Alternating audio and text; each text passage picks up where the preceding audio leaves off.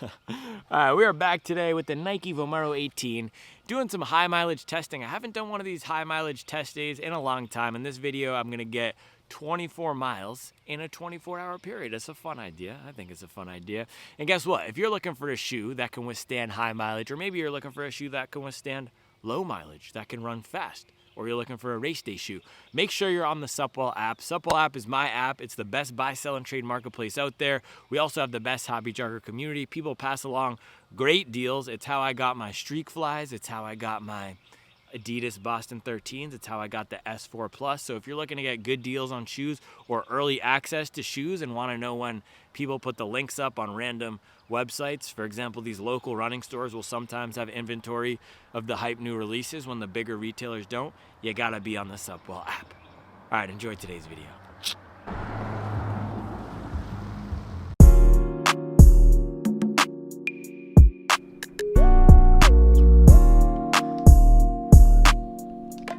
All right, second run of the day here in the Vomero 18.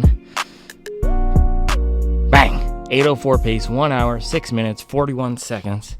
So much nicer doing a relaxed recovery run like this after a tough workout in the morning. Also, my fueling was on point today. Smoothie right after the run. Strawberries and cream from our friends at Green Brothers. Then I had, I don't even remember, quesadilla and then 1.5 chocolate chip waffles. And then I had a gel right before this run because I said, you know what? I think I have time to make this an hour versus 30 minutes, which is my typical run. So today was a good training day, man. 20-mile day. I haven't been doing a lot of 20-mile days recently. On Wednesdays, I try to get 20. It's like the Regina George rule of mileage. Regina George of running 100-mile weeks. Try to get 30 on Monday and Tuesday combined, and then 20 Wednesday. But Streak Fly this morning. So Vomero in the afternoon. One easy way I've been making shoe decisions is if I run in a race shoe from that brand in the morning, just double back and do their comfortable shoe in the afternoon. To have it's a good way to mix up the shoes and do double day tests in a way that makes sense for these shoes. This is a shoe designed for relaxed mileage. So now I have over 50 miles. That was 58 miles on this thing. And I'm just starting to like this more and more. The React X is breaking in. The Zoom X is feeling just as good as it ever has. So this is slowly climbing its way up the charts for me. At first, I thought it was just a workhorse. And even in the full review I did, or a 50-mile review, I said Nike Vomero 18 is. I gave it kudos just for existing. But it's starting to potentially be more than that for me. It's starting to be more comfortable, starting to get some more bounce to it. And it just has this reliability to it, like the Bondi 9. So right now, it's same level for me as the Bondi 9, same level as the Ghost Max 2. I want to do another high mileage test, though, to see can it really compete with those big dogs, because the main issue I've had with it is this React X foam just starts to get tired and worn out and lose the bounce once we get past an hour. But this was promising this afternoon. I wasn't running particularly strong. This was a relaxed recovery run, 8 flat pace, and it was feeling really good. And unlike the Mag Max, I ran a double in that earlier this week, an afternoon run, well, and the morning run that day. But that thing really feels best at a certain pace. With this, I can hang back 840s, 830s, and it still feels really good. So the comfort here is top notch. The padding around the upper, the padded tongue, it just envelops my foot in pillowy softness. And then the underfoot feel is just soft enough. It's softer than the Bondi. It's maybe not as bouncy as the Bondi, but I don't know. Not everything has to be better or worse than something else, but right now it's feeling just as good to me as the other high cushioned everyday shoes. So I'm going to shower, get some recovery in, and then we'll be back at it tomorrow for some more mileage.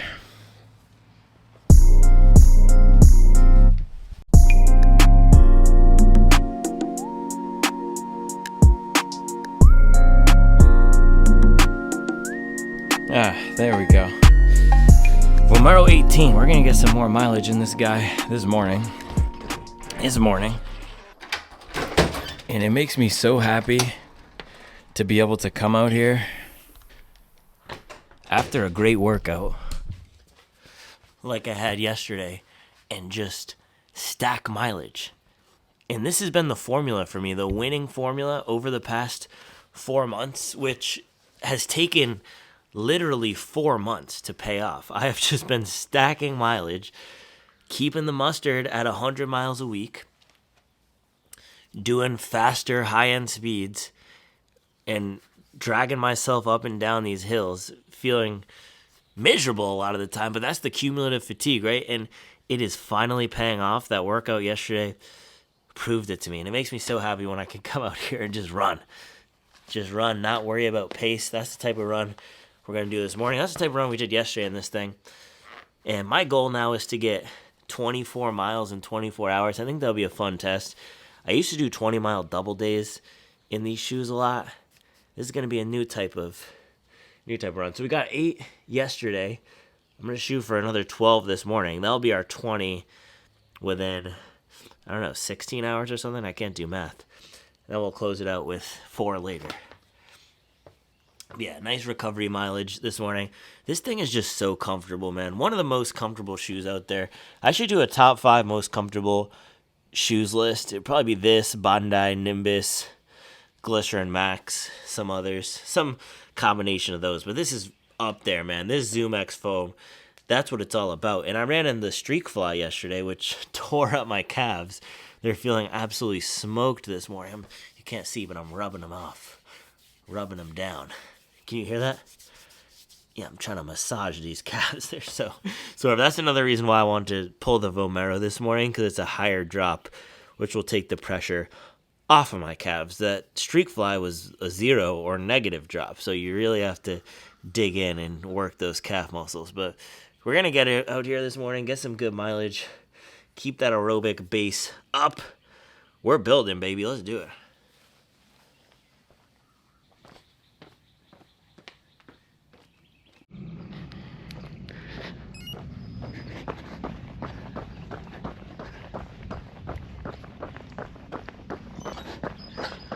One question I get a lot is, how do I slow myself down on my everyday miles?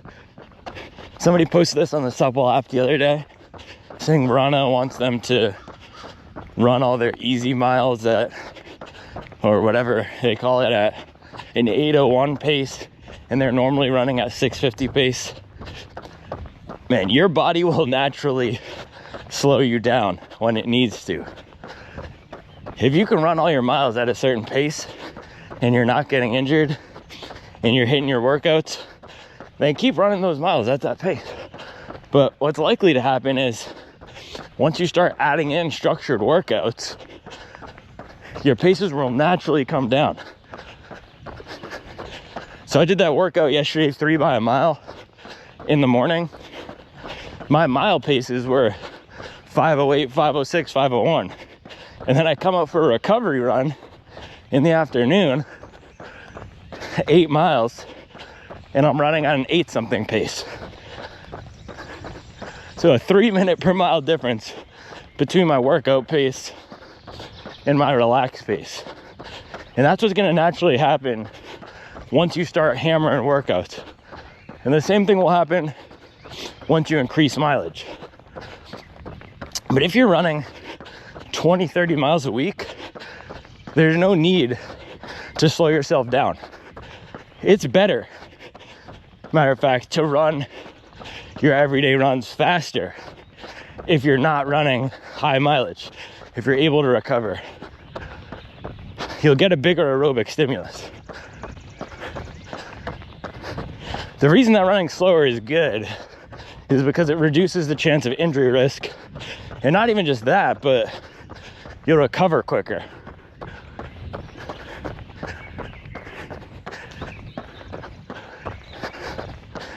Oh man, just like this, I'm a gigantic hill again. There's just so many hills in my neighborhood.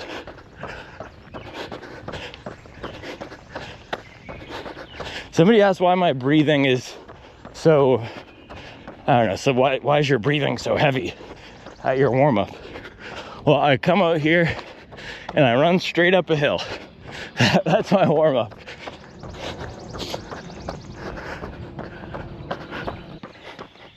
Mile 1, 8:47. I do not need to try to slow myself down today. This is just the pace that I'm running. Can't force it with running. The body knows a lot of the time what we should be doing. If you feel like running faster, run faster. If we feel like running slower, run slower. The brain is where we get into trouble. The brain overcomplicates everything. Bro, that bus driver was whipping it like she stole something. That's crazy.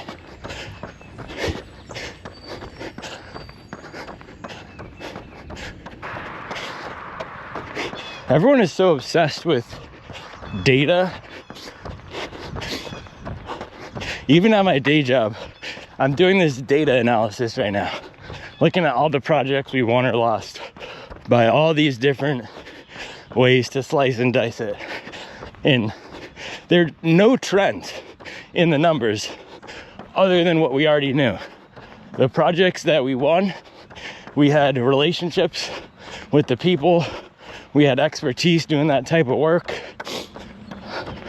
or we were super responsive in the pitch process.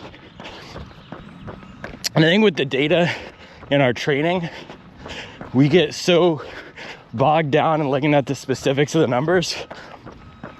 Sometimes it's hard to step back and look at the overall arc of what's going on. And what's more powerful than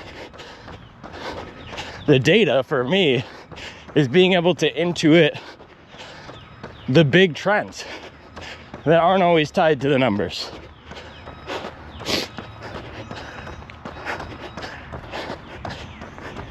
And that's the fun part of running and training for me, putting together the puzzle, using both the qualitative and quantitative inputs. How am I feeling today? What's the right stimulus?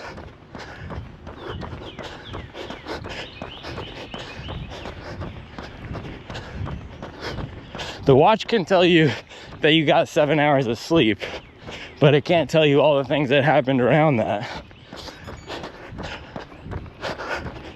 And also it can tell you, okay, you've been running the same weekly mileage for the past 2 years, and it looks like your intensity is going down. But it doesn't understand how different training blocks are stacking on top of each other. And okay, now we're running 5K pace, and the intensity is going to look lower because the heart rate isn't as elevated for a prolonged period of time like it is during marathon training, where we're doing up to 90-minute tempos. But it's still improving. So there's an element of training that I love, which is getting outside of the numbers and putting the puzzle pieces together. Reminds me of when I used to play chess. Except we're not playing against anybody else. Sitting across the board is our own inner demons and weaknesses. That's the beauty of it.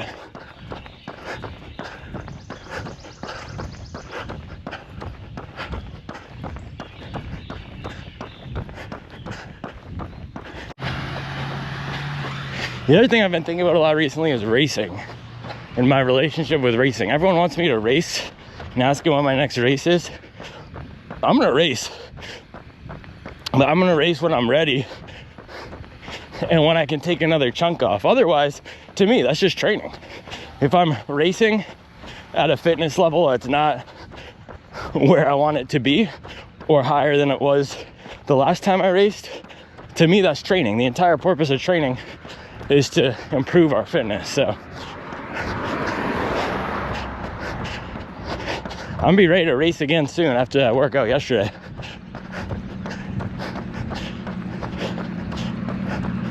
But we have to put in the work. I'll just speak for myself. I like putting in the work, getting a big gain, and then racing. The race is the payoff. Some people race themselves into shape or just like racing for the sake of it. That's not my relationship with it.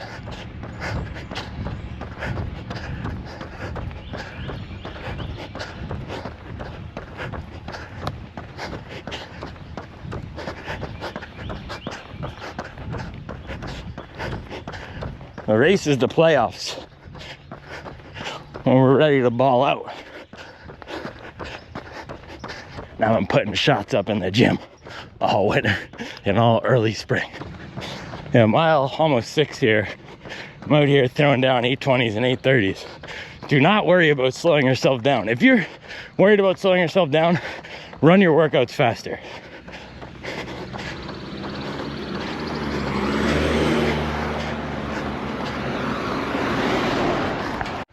Mile 7, 840. Can't remember the last time I was consistently putting down 830s and 840s. This is what I'm saying, man. These recovery days, my body just naturally limits my pace. But here's the thing, man. If you're running under 25, maybe even 30 miles a week, you're not going to get faster by slowing yourself down. If you're running 20 to 30 minutes a day, a few times a week, you will see more gains by hammering the majority of those runs, especially if you're not running on back-to-back days.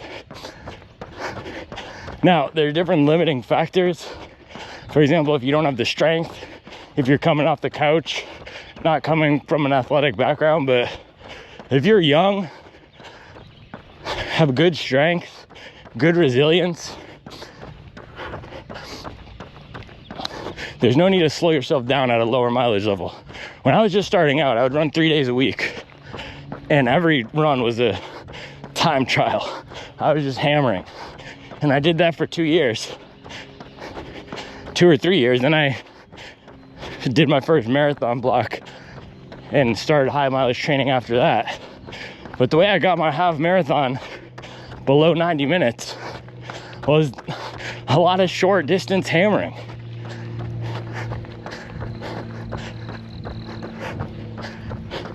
So the zone 2 stuff just drives me insane sometimes. There needs to be a purpose of slowing ourselves down, either enabling tougher workouts or higher mileage or preventing recovery. Those are really the 3 reasons to do it.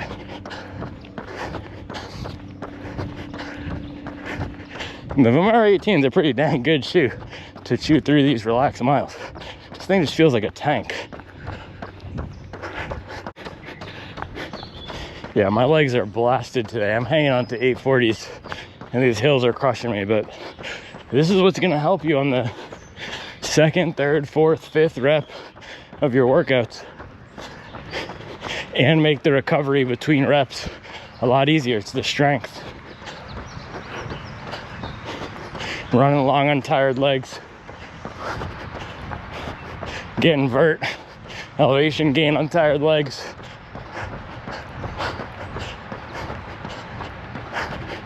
That's how you extend the speed.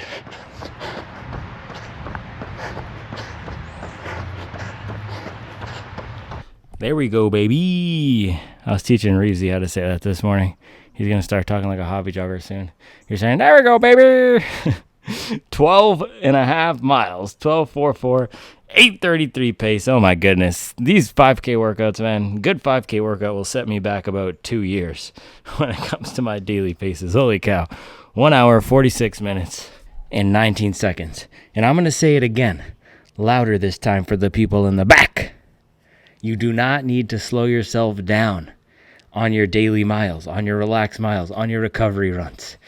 You need to run your workouts harder at the paces that you're targeting to run your races faster, and you will naturally slow down. There's no purpose of slowing yourself down unless it's in service of running workouts faster, increasing volume, or preventing injury. Otherwise, and especially if you're running lower mileage, below 30 miles a week, run your gosh dang daily miles as fast as you want. But yeah, man, after that 5K workout yesterday, holy cow. So that was 3 miles of volume at faster than my current 5K PR. I ran a 5:22 pace 5K in a threshold workout a few weeks ago, and I ran those 3 miles at 5:08, 5:06, 5:01. I did something very similar on Sunday, except it was 4 miles of volume broken up into 800-meter chunks. And it's easier. This is how structured workouts work for me. It's easier to hit those paces and then completely bury myself in the higher volume of intensity that my body is not acclimated to. So, man, these workouts just take big recovery in general. But Vomero 18, I haven't been doing a lot of higher mileage testing recently, especially not in the daily trainers. I've just been running in the shoes that are fun for me, like the Saucony Endorphin trainer. That is beautiful for higher mileage running because it has that race foam on the top. This is not as assisted as the Endorphin trainer. This is more about comfort, and it's really best for under an hour. I keep coming back to it for these longer runs, thinking it's going to give me more, and it's not bad by any means. It's just when my legs start feeling it an hour, 90 minutes in, the ZoomX bounce and pop is gone at that point. It's like the ZoomX only holds up for an hour, and that's the difference between the A+ shoes, what a lot of people call the super trainers, right? The Mag Maxes of the world, the Skyward X, the Super Blast. And I know Super Trainer used to be the more speed-oriented shoes like the Boston 12 and the Saucony Endorphin Pro 4, but any of these higher mileage training shoes with the race foam, with the carbon plate or the plastic plate like the Mach X2, they tend to hold up better over the longer miles. And the standard daily trainers like the Saucony Ride 18, like this, or a Gel Cumulus, they lose that pop after an hour. So the comfort is still there, the protection is still there. It's a really easy shoe to run in, but it's almost like the weight and the density of the React X takes over at that 1 hour to 1 hour and 5 minute tipping point. And every single time I run the shoe without fail, I look down at my watch when I start feeling something changing in the shoe, and it says something like an hour and 2 minutes or an hour and 5 minutes, and it happened again today. So not my favorite shoe for high mileage. It can do it, but when I'm training like this, going an hour, 45 minutes on a recovery run, man, I did the hard work yesterday.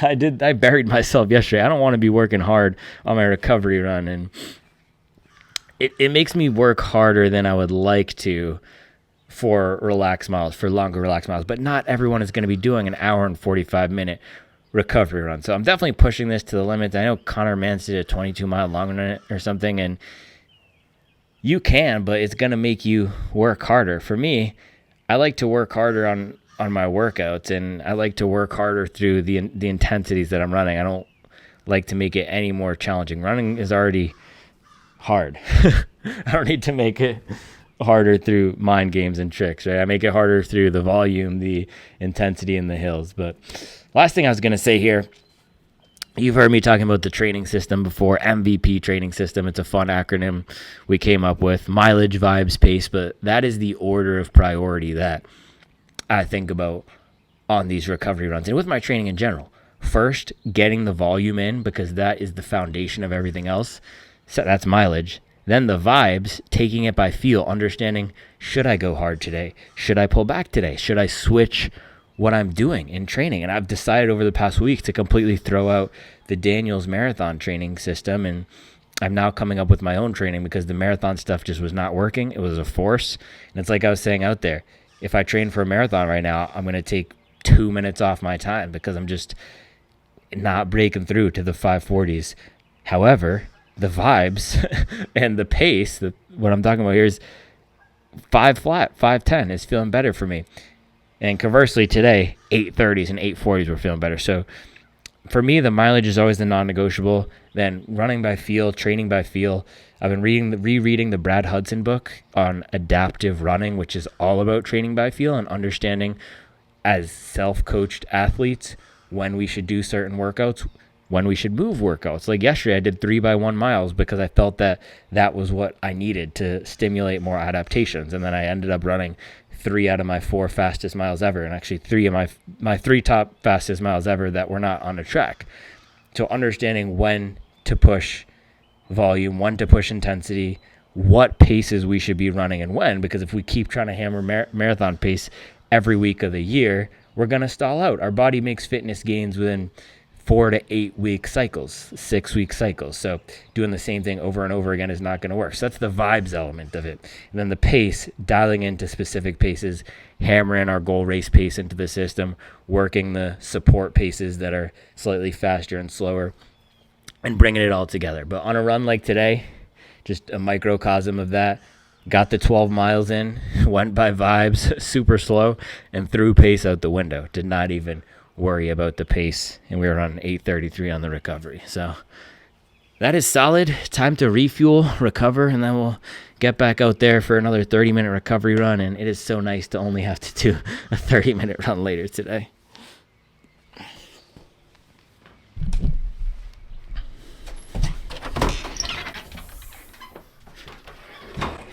Mileage. Refuel part 1. Whole squad's in here getting active. I guess 80% of the squad. I was feeling bougie, so I did whole wheat toast with the vegan scallion cream cheese, olive oil, and salt and pepper, or just salt. Look at that. Bang. It's an adult snack. Put some arugula. That's scallions. Those are healthy. Yeah, it's an adult snack. No, I'm kidding. You can have a bite. You want to try it? Yeah. This is a variable I was not considering today. So much for chill afternoon mileage because it's pouring rain now. So hopefully this calms down by the time we go back out there. You can see, look at that. Yeah, that bird bath is getting smacked and smoked by the rain. There's nothing like a rainy day to halt the mileage train. Halt, not stop. Maybe even just make the mileage conductor reconsider the direction. But we're still going to go. I don't know if I have time to go to the treadmill. I'm not taking those crispy Vomeros in the pouring rain, though, that's for sure.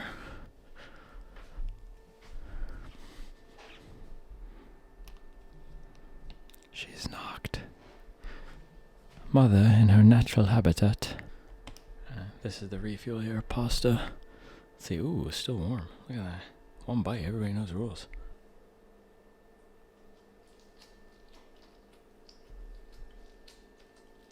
Tastes like spaghetti. This is a banger. Brother, don't mess around with me. Don't mess around with me. Brother, don't mess around with me. That's not what he says, but that's the clean version. Rocking the Larry June merch today, too.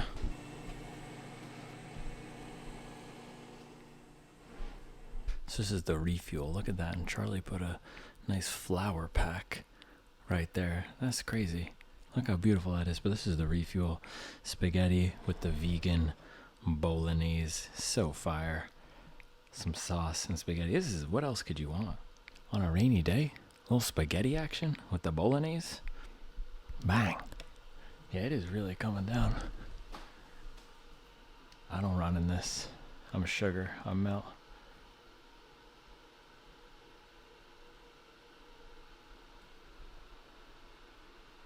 Look at that. That's not for me. I'm not built for that. Might be testing the wet weather grip on my new tires in the rain to drive to the gym. This is just complete shenanigans.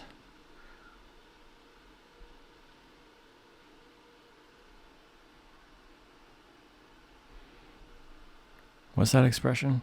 April showers bring Mayflowers? No, April showers bring depression. This is nonsense. Run number 2, I don't know about you, but I'm gonna get some mileage this afternoon.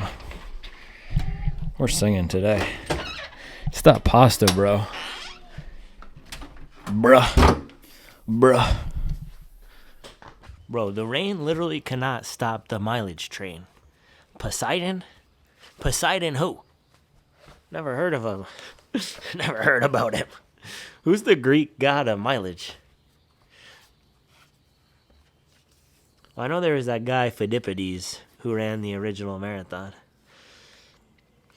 But yeah, the comfort in here is so good. And it's funny because I was thinking back to yesterday, just about 22 hours ago. We are going to get to 24 miles in 24 hours.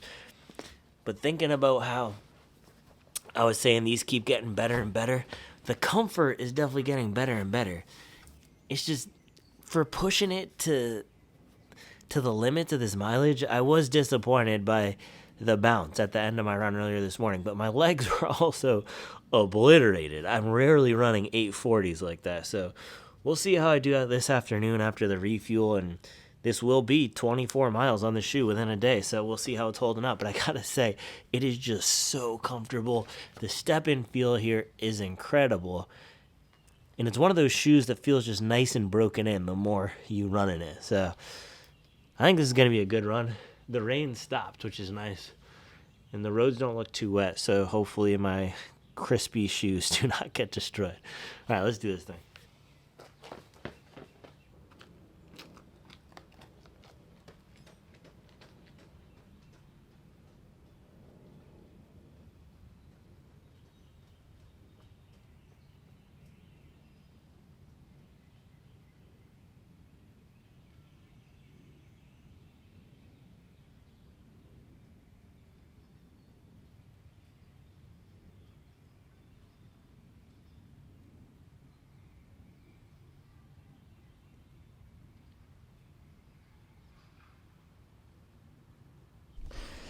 All right, there we go. 24 miles in the Vomero 18, over 24 hours, or within 24 hours, 4 miles in 2200s, 8:33 pace, 36 minutes.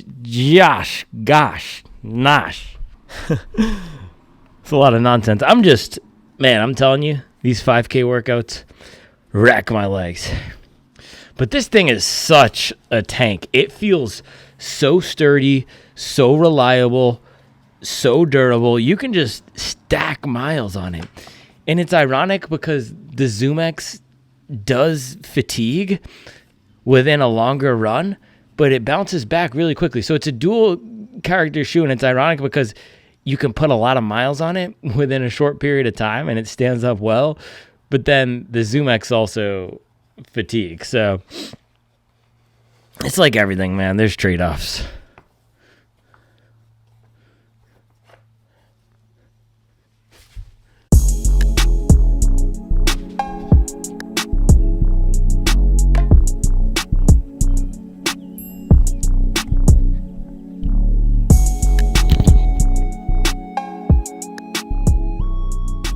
Bang!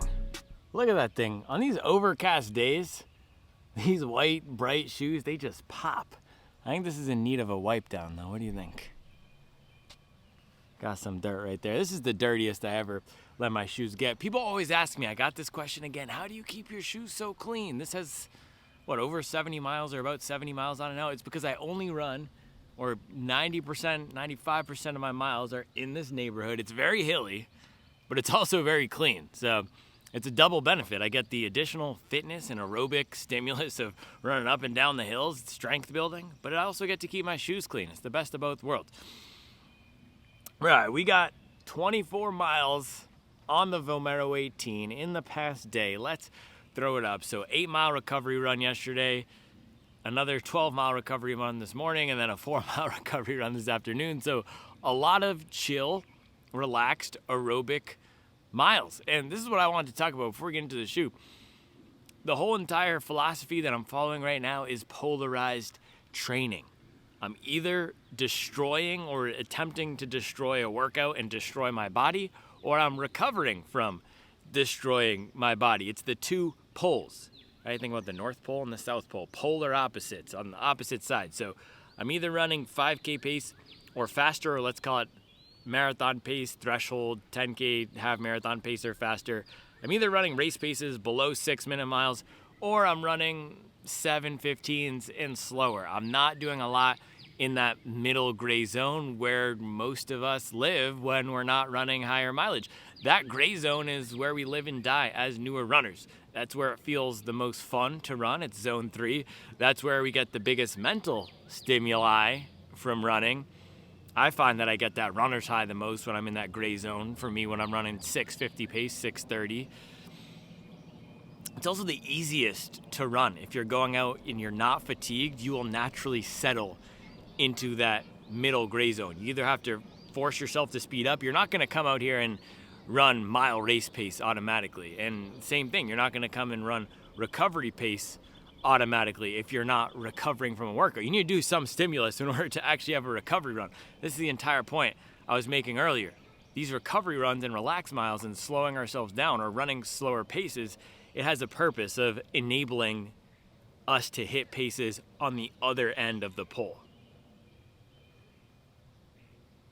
That's my family. It's over.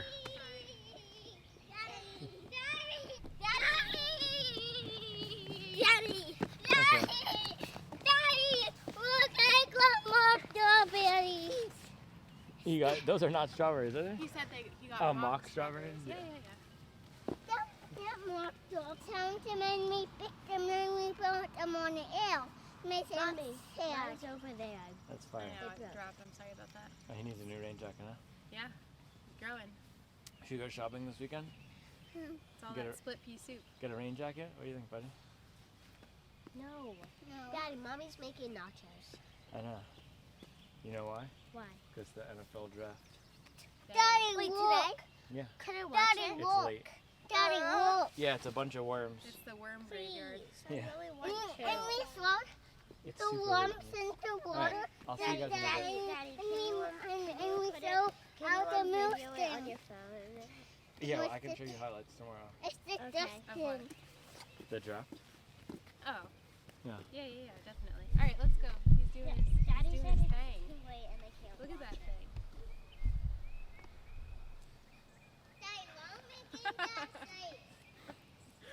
Daddy, why making that safe? That's what it looks like. Because I'm worried. Because mommy's being worried. Why making that safe? Daddy, why making that safe? All right. Why making that safe, Daddy? Daddy, why making that safe? Joe Sink. I wonder if my mom sent it. Joe Sink is the mug. Yeah. Yeah. What's up?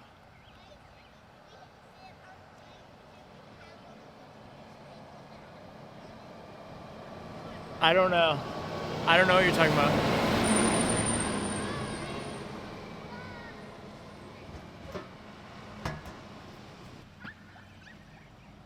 Turn around.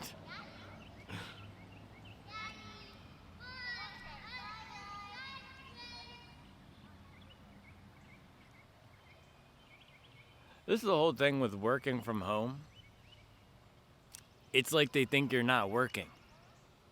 And I have to explain, whenever I go into the kitchen for a glass of water, I'm just getting a glass of water. No, I can't play. I can't read you a book. Guess what? You're not going to have any books if I don't work. Because this is where the money comes from. But no, everything is, oh, you're here. You're at home. So it must just be playtime all the time. It's not playtime. This is serious business. Yeah, polarized training, man. That's what I'm doing right now. Yesterday in the streak fly, today in the Vomero. The other thing is pace variation. So I want to talk a few things about training. So important, and not just within the poles. Yeah, we run fast and we run slow. We do the workouts, do the recovery runs. But I've been doing so much marathon training over the past year, 18 months. And my body is just not responding to marathon-style training anymore. It's these tempos. Every time I try to do a marathon tempo, it just feels terrible.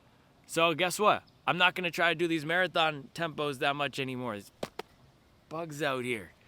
And it's not that I'm going to quit doing tempos, but it's just my body is responding better to the fast stimulus, to anything faster than a 5:20 per mile pace. It's weird. Running a 5:10 pace right now feels easier for me than a 5:40 pace.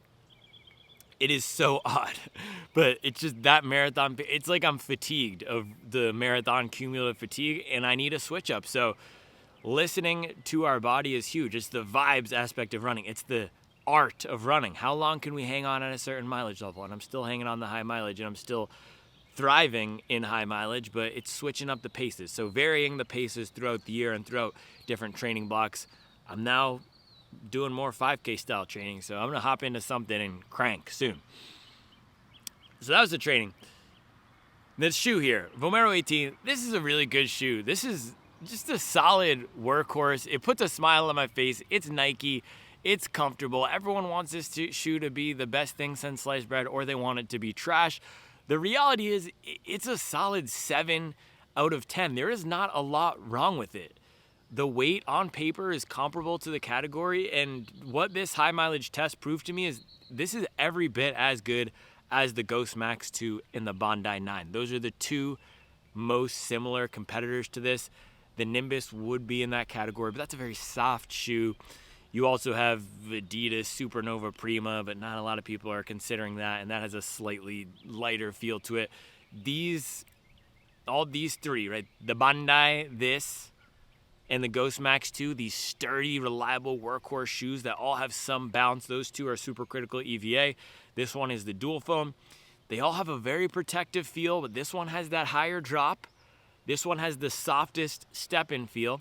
The Bondi, that one has the most rockered ride, and the Ghost Max 2 has that lower drop and the snappiest toe off. That one has the most aggressive forefoot rocker. The Bondi is the gentle rocker. This one is more of the high drop, and it's more about the bounce than a rock. So right up there with those shoes. The protection is awesome. Very similar weight, very similar stack feel, and maybe the most comfortable upper out of all three of those. The Bondi, that one feels pretty similar in terms of the upper, but this is wider. It's weird, right? This is a wide upper, and I was cramming my foot into that Streak Fly yesterday because someone told me it's designed to fit like a track spike.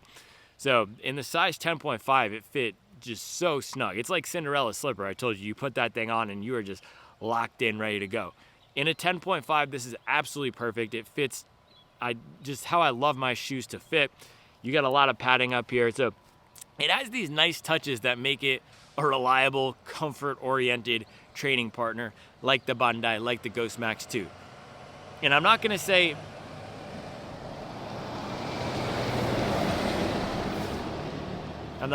anything because there's school buses going by.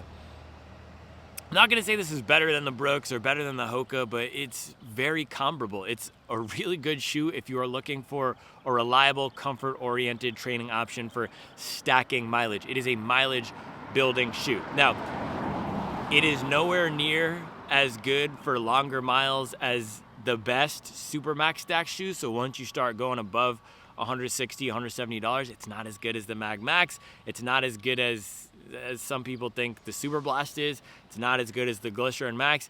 It is more of a standard feeling shoe where once you get past a certain point, for me, it's an hour and 5 minutes without fail every time. I'm saying, gosh dang, this is losing some of the bounce.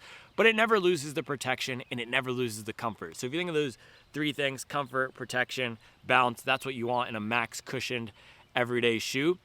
This is going to have two out of three of those no matter how long you're running. It's just once you get past an hour, or maybe for you that's going to be 45 minutes, or maybe that's going to be 90 minutes for you.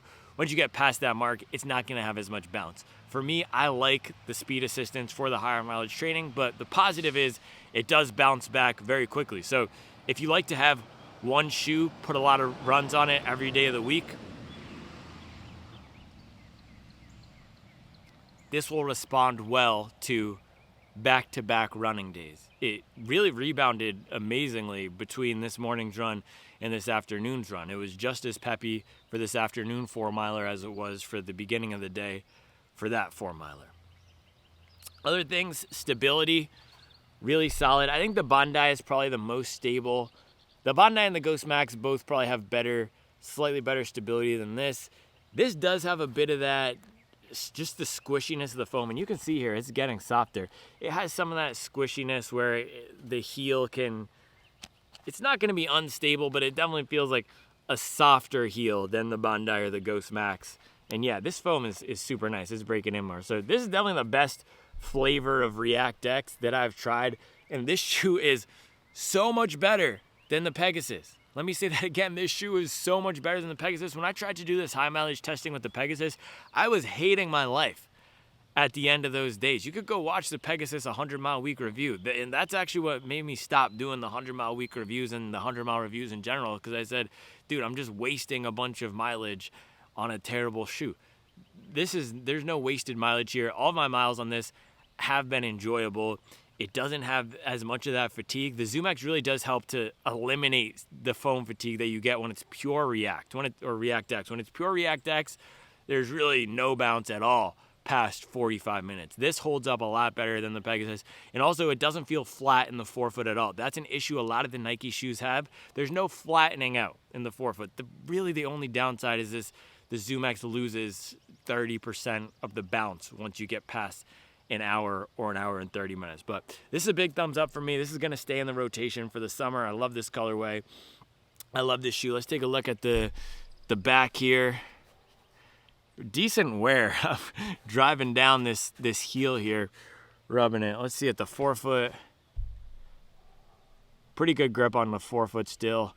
And the grip was solid out here this afternoon. So this is better than I expected, and I'm enjoying this shoe. It still is in that it's a B+, and the difference between the B+ and the A+ shoes is that the A+ shoes, they give it to you every time. It doesn't matter if you're tired. It doesn't matter if you're feeling good. They're going to give you the extra juice. This shoe doesn't give me the extra juice, but is reliable. Right? It's not going to make me feel like I can do anything, like I can take on the world, but it is going to make me feel comforted.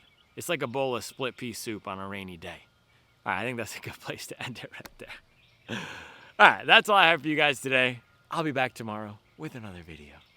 Dude, the crazy thing too is when Charlie used to work, if I tried to talk to her, it would be, no, I'm working right now. I'm on the clock. And for me, it's, oh, you're home, nice. Oh, daddy this, daddy that, ah. Can't wait till I build my podcast content studio. No one's going to talk to me. I'm going to post up in there like the Unabomber. Not even coming out for dinner.